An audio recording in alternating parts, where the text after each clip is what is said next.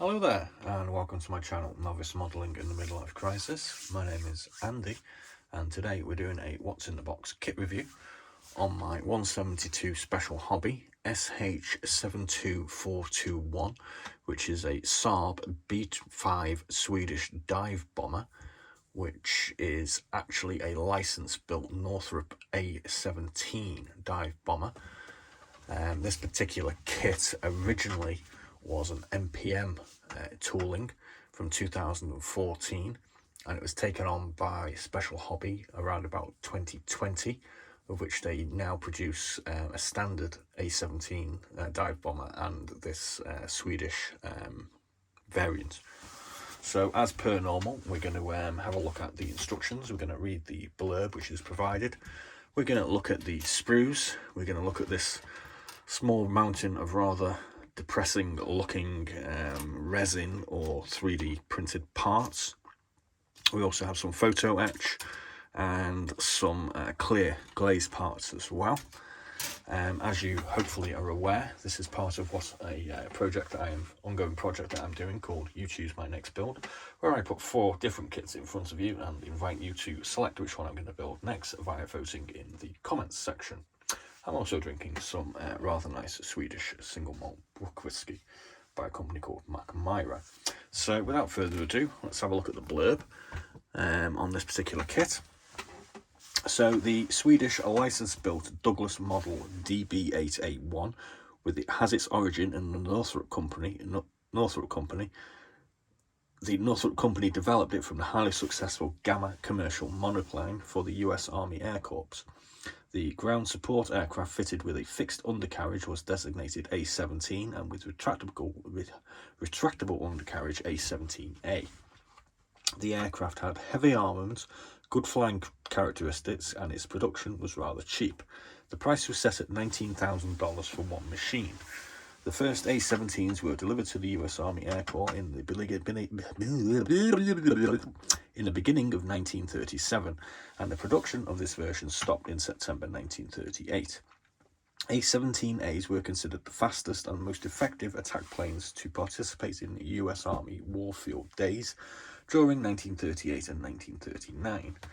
Nevertheless, the US Army Air Corps decided to support development of 2-engined ground attack planes. The A-17A was produced by new owner's trademark.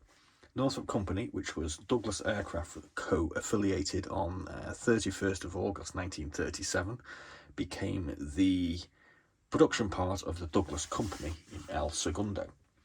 Douglas Company designated the aircraft DB8 and offered it to export to foreign countries, among others like South African Union, France, Argentina, Holland, and also Sweden were interested in purchasing it. Sweden purchased one test aircraft designated DB8A1 and production license for domestic Saab company. The production started in 1938 and the aircraft were designated B-5B and B-5C. Swedish machines were powered by Bristol Pegasus engines, not like the other versions powered by US Provenance engines. Other equipment was different too. The B-5 aircraft were the only ones to have the swing arm installed for dive bombing. Due to the harsh northern condition, the possibility of ski undercarriage was considered. The aircraft served with the Swedish Air Force through the whole of World War II, and the last ended its service in the 1950s. They were never used in combat since Sweden was a neutral state. So let's have a quick look at the instructions. As you can see, we get a full sprue diagram listing, and we get all these rather horrible resin parts at the bottom. There is also an interesting adaptation that we have to do with the clear parts, which I'll show to you later, which looks like a bit of a bloody nightmare. So assembly step 1 mainly focuses on the seat and with the attachment of some photo etch. Step 2, we're going to be doing the cockpit floor with this little control panel, which I'm going to be guessing is the in the rear seat for dive bombing. We also have another seat with some PPE and a rear-facing machine gun. Step 5, we're going to be attaching the cockpit interior parts that we've pre-assembled to one side of the fuselage. And then we're going to put the fuselage in with our rotating rear firing machine gun. We're then going to be attaching the engine to its engine housing. There's going to be some interesting selections to make, because you do actually get both engine housings, one in plastic form for the conventional American aircraft and one for the British Pegasus engine. Step 9, we're going to be putting the fuselage onto the front of the this engine housing part, and we're going to put our 2 wings together, which also has a central part in the middle, and we're going to assemble our tailplane.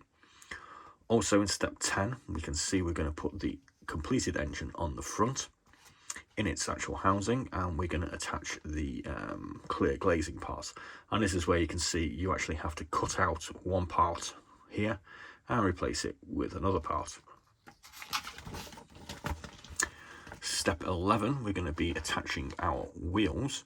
Now obviously on this you can have a fixed wheel undercarriage, or we can have the skis. Now I'm going to be doing it with the skis, if this one is selected obviously. Step 13, we've got a whole load of other bits of PPE, which I think are bomb racks perhaps. Not exactly certain. And that's the front of the aircraft, how it looks from the front. Step 14, we're going to put our propeller on. Step 15 is going to be a whole load of extra PPE by the look of it. And then we're going to actually tackle our painting, which is predominantly white with some green splotches. Kind of thinking the best way to do this would be to paint it white and then add the green afterwards. That's my thinking anyway. Obviously it's a pale grey undersurface, and we can see we've got the 3 crown Swedish roundels. We also get an alternative colour, which is just dark green, and we get an all white finish as well, with all the associated markings to go with that. So let's have a look at these parts. We get one large sprue, which is basically our fuselage, our wings, and a few other bits and bobs. Detail on the fuselage, I hope you can see there. We've got some panel lines, we've got some little access points. No rivets or anything like that, but maybe they're not required. We've got these sort of interesting ailerons, and we've got a whole load of other detail on the upper surface of the wings. Seems to have rather large tail sections. Here we have a 3-bladed propeller and the engine for the Northrop version. Also got some wheels, and here's our upper surfaces of our wings also. Oh, they're going to be the dive flaps, I think they are, aren't they? Or dive brakes, they are there. Nothing much to report. I mean, the detail is there. Doesn't appear to be a lot of it. We don't have any guide hole for our tailplane, which is kind of annoying. It's going to have to be sort of attached with a bit of care. We've got some detail on the inside of the cockpit, as you can see. Framing. So that's our main sprue done. There's not a lot of parts on that, is there? We get one other part of the sprue, which again has got these dive brake things on. This is the central part of the wing. And these look like parts of the undercarriage, fixed wheel undercarriage assembly. Now let's have a look at all these bits here. Now in this little packet we have our skis. They're nicely detailed with some ribbing on the bottom. I'm not taking them out of the plastic, I'm afraid. Sorry about that. I've got a few loose parts in this little baggie which have come away from here.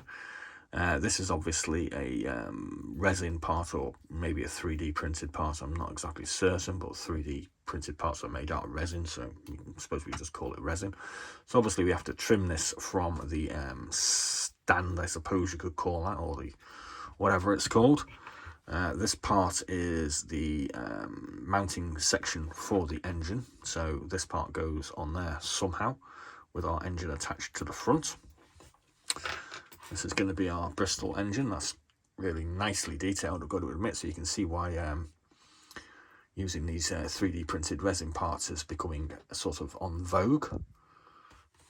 What else have we got here?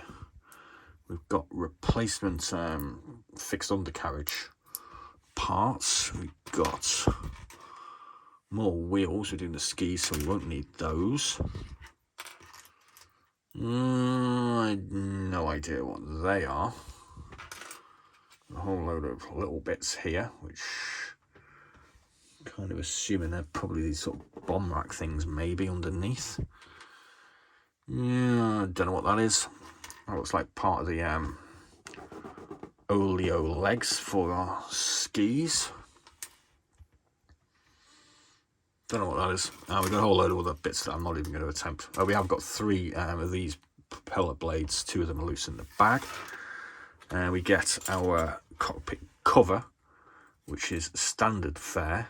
And then because this cockpit cover on the Swedish variants has a bulge here, we get some sort of flexi bits that we've got to cut out. So what you actually have to do here is you have to cut this section out from here to here, cut this section out from here to here, and then replace it. Yeah, that's not great. I mean, you could have just stuck another piece in there. Thanks Special Hobby for making an already difficult aircraft considerably more difficult. I do like this photo etch here. This is the cockpit instrument display panel. That's really cool. And the harness straps are actually coloured already, which is really kind of useful, I guess. Again, I've had no success with attaching any photo etch yet, and to be quite honest with you, when I get these in decals, these cockpit instrument panels, I tend to leave them out, mainly because I kind of forget.